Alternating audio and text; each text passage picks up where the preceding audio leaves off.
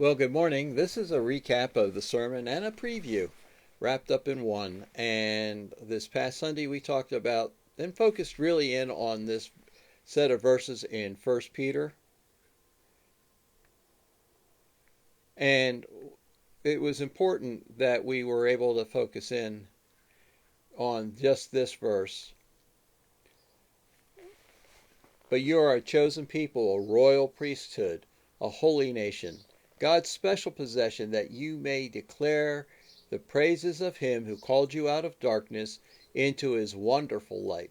Once you were not a people, but now you are a people of God. Once you were not received mercy, but now you have received mercy.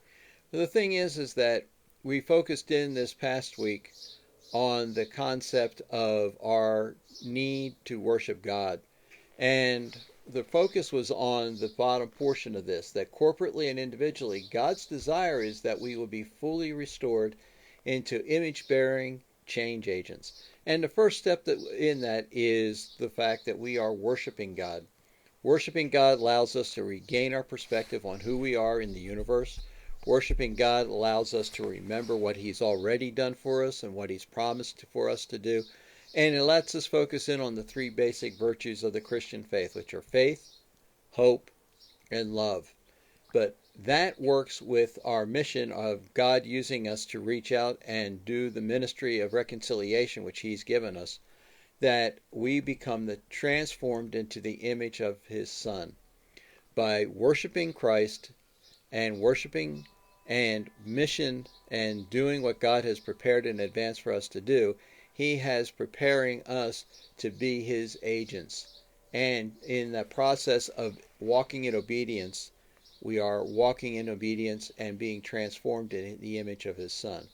So this coming week, we'll focus in on the mission side of this, and we're going to focus in on two individuals who had a mission of salvation. One was Jonah, and the other was Paul.